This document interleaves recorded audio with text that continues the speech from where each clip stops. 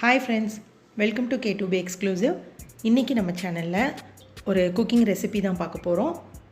ரொம்பவே டிஃப்ரெண்ட்டான சூப்பரான ஒரு ரெசிபி. கண்டிப்பாக எல்லோரும் ட்ரை பண்ணி பாருங்கள்.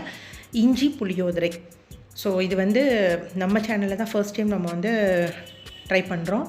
ஸோ இதுக்கான தேவையான இன்க்ரீடியண்ட் எல்லாமே ஸ்டெப் பை ஸ்டெப்பாக வீடியோவாக உங்களுக்கு வந்துடும். ஜஸ்ட் இங்கே ஒரு கிளிப்பிங்ஸ் மட்டும் உங்களுக்கு நான் ஆட் பண்ணியிருக்கிறேன். ஸோ இது நம்ம புளியோதரை மாதிரி ஜிஞ்சர் சேர்த்து எப்படி பண்ணலாம் அப்படின்னு சொல்லிட்டு ஃபுல் ரெசிப்பியும் நம்ம பார்த்துடலாம்.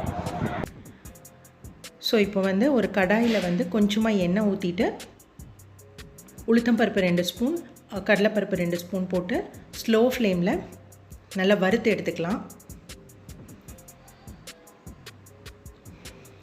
அதோட வரமிளகா,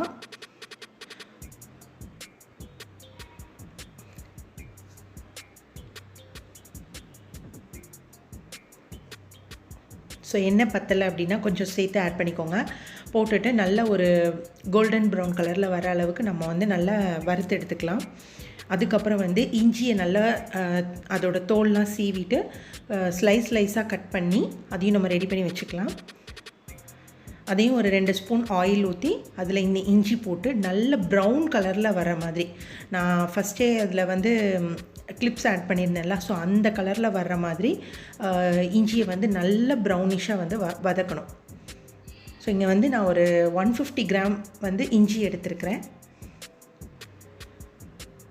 இந்த அளவுக்கு வறுத்ததுக்கப்புறம் ரெண்டையும் சேர்த்து ட்ரையாக ஒரு பவுடர் பண்ணிக்கணும். அதுக்கப்புறம் ஆஸ் யூஷுவல் கடுகு, உளுத்தம்பருப்பு, வரமிளகாய் எல்லாம் தாளித்து குட்டி வெங்காயம், நல்லா ஒரு கை அளவுக்கு குட்டி வெங்காயம் எடுத்து அதையும் நல்லா ஃப்ரை பண்ணிக்கணும். இந்த மாதிரி ஃப்ரை பண்ணதுக்கப்புறம் புளி தண்ணியை இதில் ஆட் பண்ணிக்கணும். அடுத்தது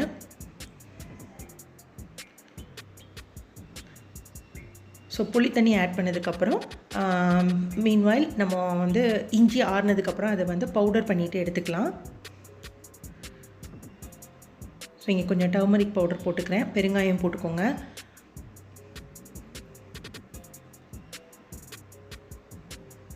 நல்லா அந்த புளியோட அந்த ரா ஸ்மெல் போகிற வரைக்கும் நல்லா கொதிக்க வச்சுட்டு அந்த இஞ்சியோட பவுடர் இந்த மாதிரி இருக்கும். ஸோ இதையும் நம்ம அதில் ஆட் பண்ணிவிட்டு ஸ்லோ ஃப்ளேமில் வச்சு நல்லா ஆயில் ஊஸ் அவுட் ஆகிற வரைக்கும் நம்ம அதை நல்லா ஃப்ரை பண்ணணும். ஆக்சுவலாக இது எதுக்கான ரெசிபி அப்படின்னு பார்த்தீங்கன்னா, சொதி, திருநெல்வேலி ஸ்பெஷல் சொதி செய்வாங்க இல்லையா, அதுக்கு சைட் டிஷ்ஷாக பண்ணக்கூடிய ஒரு இஞ்சி பச்சடி இது. ஸோ இதை கொஞ்சமாக நம்ம ஆல்டர் பண்ணி கூட நம்ம புளியோதரை மாதிரி கூட நம்ம ரைஸில் மிக்ஸ் பண்ணி செஞ்சுக்கலாம். இதில் புளியோதரைக்கு கடலை ஆட் பண்ணுவாங்க. நான் கடலை ஆட் பண்ணாமல் ஆனியன், குட்டி ஆனியன் போட்டு நம்ம ஆட் பண்ணி செஞ்சுருக்கிறோம். கண்டிப்பாக ட்ரை பண்ணி பாருங்கள், ரொம்ப சூப்பராக இருக்கும். இது தோசைக்கு மேலே ஸ்ப்ரெட் பண்ணுற அந்த பேஸாக கூட நம்ம யூஸ் பண்ணிக்கலாம்.